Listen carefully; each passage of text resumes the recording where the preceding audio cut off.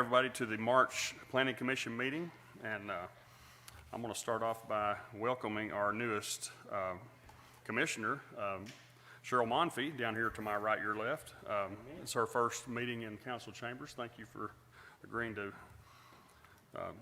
this appointment. We do appreciate it. And first item of business is our housekeeping item here of the minutes from the previous meeting back in February. I'll entertain a motion. Sorry about that. You always have. Sorry. I'd entertain a motion to approve the minutes from last month's meeting. Do I have a motion there? I'll make a motion to approve. Okay, we have a motion to approve. I'll second. All right, a second. That was Commissioner Black. We have a motion and a second. All those in favor acknowledge by saying aye. Aye. Any opposed? Hearing none, the motion carried. All right. The first item here that we have on our list is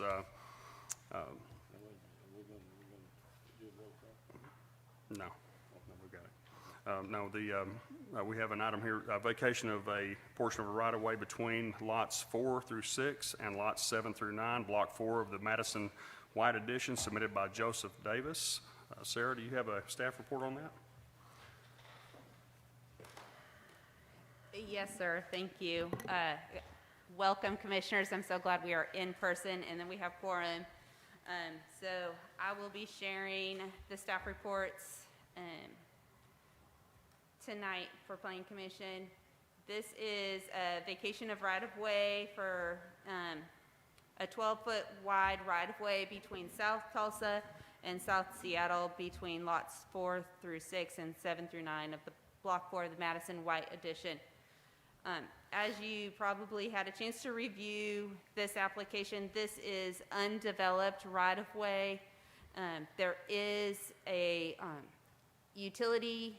Entergy has a pole at the corner of this easement. It does not run the full length of the easement or the right-of-way, and however, they do wish to retain the right-of-way as an easement so that they have access to maintain and or repair their utility.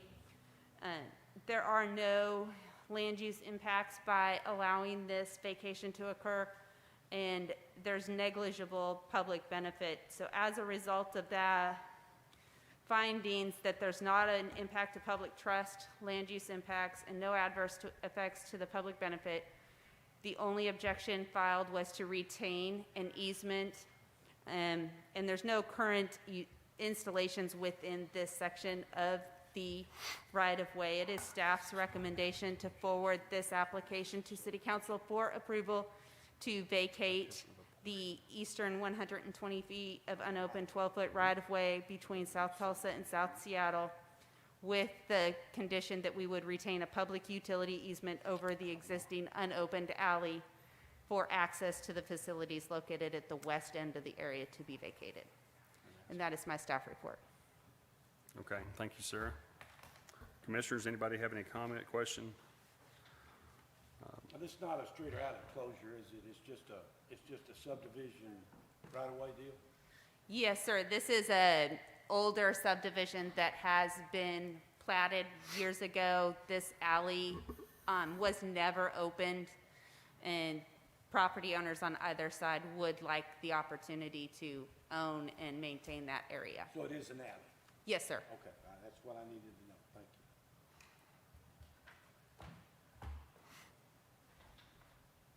you. All right. Anybody have any questions regarding this? Mr. Davis, is he here tonight? Is he with us? Anybody representing Mr. Davis here? Okay. Commissioners, what's your pleasure?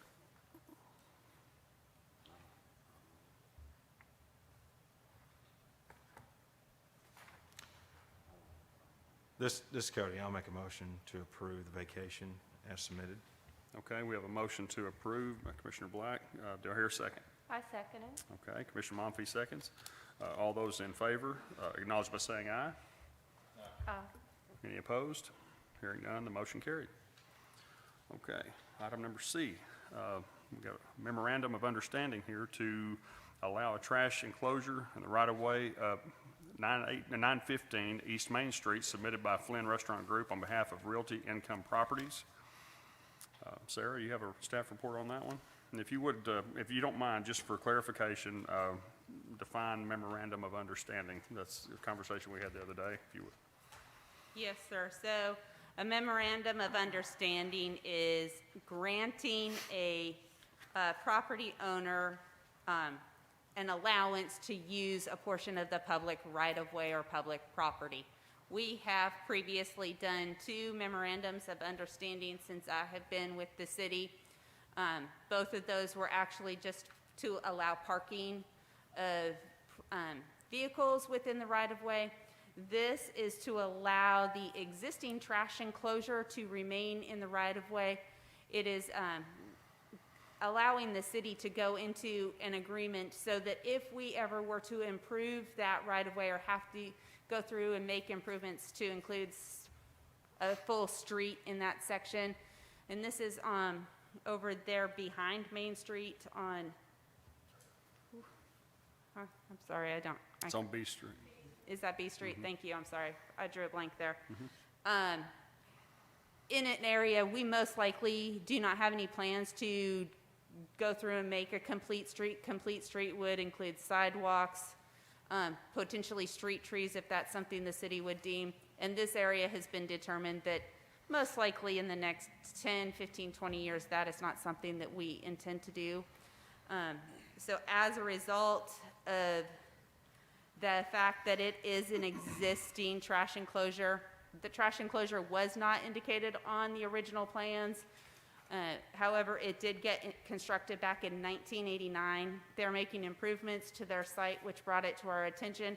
And we are just going through this process so that we have an understanding between the city and the property owner in the event we ever do any improvements. The applicant has been made aware of the conditions, is my understanding. I believe there is a letter in the file that says they understand and agree to the conditions that we would like to place on the memorandum of understanding, which are the same conditions that we've placed on previous memorandums of understanding. That's where this memorandum of understanding would include a license is assignable only for the allowance of the trash enclosure within the public right-of-way. The licensee shall not gain an interest in the land by granting of this license. Future improvements to the right-of-way that include sidewalks may require the licensee to abstain from using land that this agreement may cover. The licensee agrees that any expenditures of the licensee within the public right-of-way shall not be performed on the reliance of the issue of this license. The licensee agrees that there are not any interests in the land to be coupled with this license. The licensee shall not expand any more development within the public right-of-way than what is already presented as part of this application. The license is revocable at any time, and the license understands and agrees that any improvement to the property owned by the city and covered by the license shall be solely at the owner's expense and shall not be reimbursed by the city. Since there are no plans of improvement, and with those 8 conditions, it is staff's recommendation that we forward the memorandum of understanding to the city council for approval. And that is my staff report. Okay. I think I will quote Buckwheat on that one. That was a mouthful, I think. So, okay. All right. Is anybody from the Flynn Restaurant Group or the Realty Income Properties, is there a representative from them here tonight that'd like to speak, or is there any, this is a public hearing, so or a public meeting, so if there's anybody that has anything to comment on this, speak now. So, Commissioners, do you have any questions for Ms. Sarah?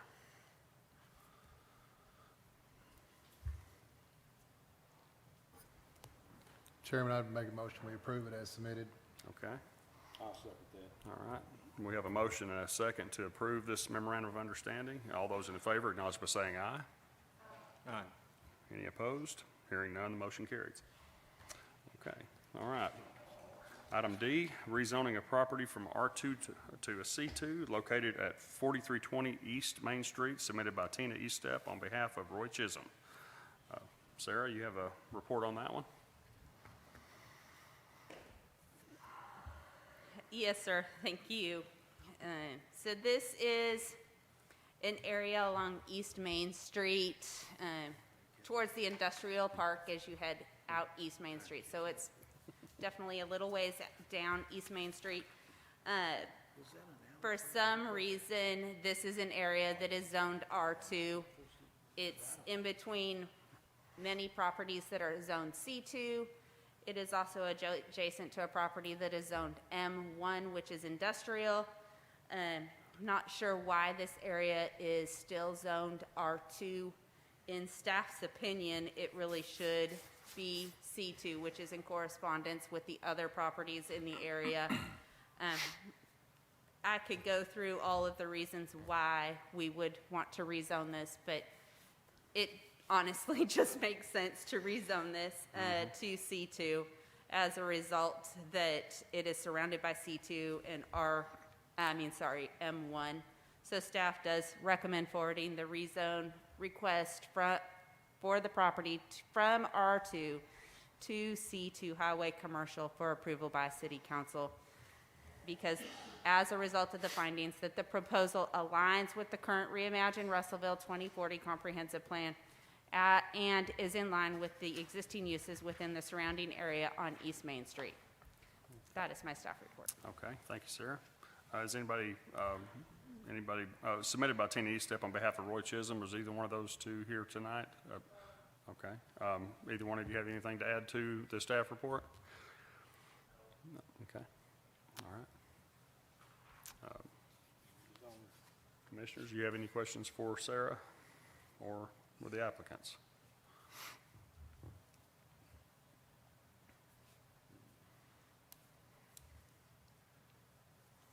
This property is out there on the right before you get to Bradley Cove, Old Cove Road that turns to your left, am I correct? That's right out there before you get to the curve by Tyson, I guess, so, yeah. Okay. About a half a mile past the old drive-in for all you folks that were here 40 years ago. Okay. Commissioners, what's your pleasure here? I make a motion, we change it to the C2. Okay. Have a motion, do I hear a second? Mr. Cody, I'll second. Okay. Commissioner Black seconded that. Okay, we have a motion and a second to approve this rezoning request to a C2. All those in favor acknowledge by saying aye. Aye. Any opposed? Hearing none, the motion carries. All right, item C, special use permit to allow installation of a 75-foot internet radio tower in a C4 located at 1009 East Parkway, submitted by Randy Hendricks on behalf of Randy Mitchner. Sarah, take it away. Yes, sir. I will note and made a note in my staff report that this application has been revised. It is a request to allow installation of a 48-foot tower and operation of an internet radio station. It is located there at 1009 East Parkway Drive, which is at the corner of Parkway and Knoxville. I'm not sure if you have driven by that location, but they have been working hard to clean up the area. And this tower, the 48-foot tower, has already been installed, and you may or may not have noticed it because it does actually blend in reasonably with the surroundings. As this is a special use permit, you do have to give special consideration due to the unique or unusual character. Special consideration must be given to each application to ensure that there are reasonable conditions and protective restrictions that are deemed necessary. So after going through and reviewing this, we do note that the facade of the structure is in visual harmony with the commercial corridor. The size and the bulk of the building is comparable to other buildings within the immediate area. However, the tower is not something that is comparable. To offset the potential public safety issues and the visual impact that a tower may propose, the following will be required. A 5 or 6 foot wooden privacy fence shall be required along the west and north property lines. That is next to residential properties. Commercial properties are required to have a privacy fence installed adjacent to a commercial zone. adjacent to a residential zone. Guide wires will be required to ensure that no part of the tower could fall on adjacent properties or show sufficient engineering of the tower that ensures the tower is collapsible and would not impact adjacent properties. There is not a requirement for any sidewalks as with the improvements to the property, it does not meet the 50% threshold for valuation, and so we're not going to require any sidewalks. However, parking will be required for the property. So the applicant has proposed to include a parking lot at the rear of the property, will include one ADA van accessible space. Staff is putting the requirement that due to the location of the existing driveway, I'm not sure if you've driven by this property, but it is right there at the intersection, and could pose some impacts to the transportation system. So staff is requesting that the driveway be closed to ensure the safety within the transportation system. A sign permit will be required for installation if a sign is included at a future date or when this business opens. So staff recommends forwarding this application to City Council for approval of the special use permit with the following conditions. Provide guide wires to ensure that no part of the tower could fall on adjacent properties or show sufficient engineering of the tower that ensures the tower is collapsible and would not impact adjacent properties. Provide a 5 or 6 foot wooden privacy fence along the west and north property lines. Remove the driveway located along Parkway Drive and construct the proposed parking lot. And the tower cannot be increased beyond 48 feet without application and approval of a revised special use permit. And if a sign is proposed, a sign permit will be required. As a result of the findings, this is a proposal for a new use permitted by special permit located on a previously developed property. Public safety requirements of the proposed structure. Current traffic routes are constructed in such a way to handle traffic from the business and public facilities already service this location. That is my staff report. All right, thank you, Sarah. Is Randy Hendricks or Randy Mitchner here tonight? Okay. You have anything to add to the staff report? Okay. All right. Commissioners, you have any questions for Sarah or for you're Mr. Hendricks, correct? Okay, that's Randy Hendricks. You jot him down here as attending. Okay. Wendell? Yes. We do have a written comment that we will need to read into the record from someone who was unable to attend the meeting tonight. Okay, can you go ahead and do that? Okay, so this is public comment from one of the neighboring properties, so I'm just going to read what he sent me here. Thank you, Victoria. This message is from Mike Wade, and I am the property owner of the rental properties to the north and to the west of the property in question. So I would own properties bordering all sides of this property except for the sides where the streets border. I have read your staff report concerning 1009 East Parkway and do not see anything that would affect me in an adverse manner. However, I would very much ask that the fence be added both to the north and to the west boundary of 1009 East Parkway for the privacy purposes of my renters. Thank you very much, Mike Wade. Okay. If, as I recall, you did mention that that was one of the conditions of the request, correct? Okay. All right. Well, it's not an amendment or anything like that. No,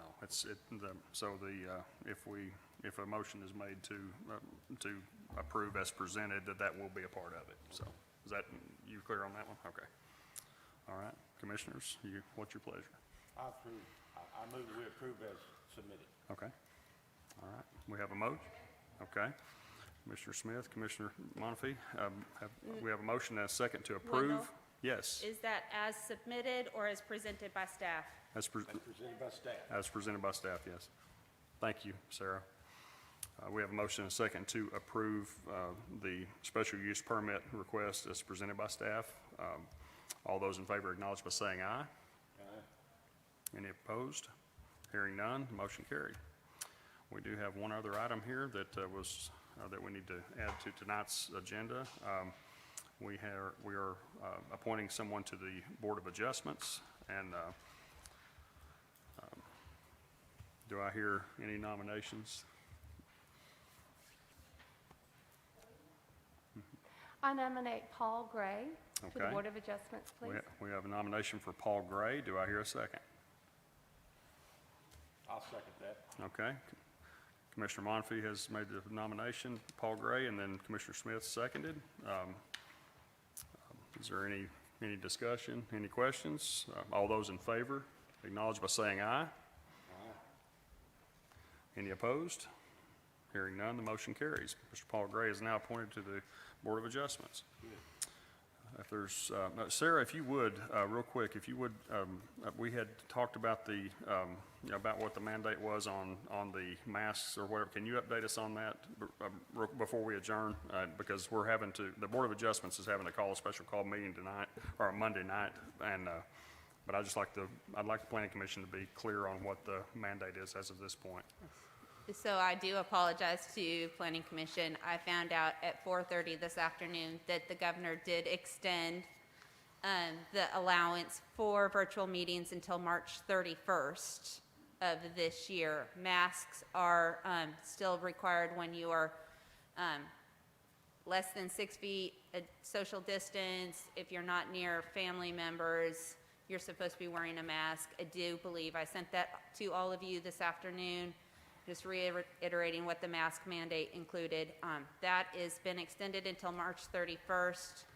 We will continue having in-person meetings. I do believe that unless something changes, that this is where we'll be. Okay. All right. Thank you very much. Yes, sir. All right. Is there any other business? Anybody have any comment, questions about anything that we've talked about tonight? If all minds are clear, we are adjourned.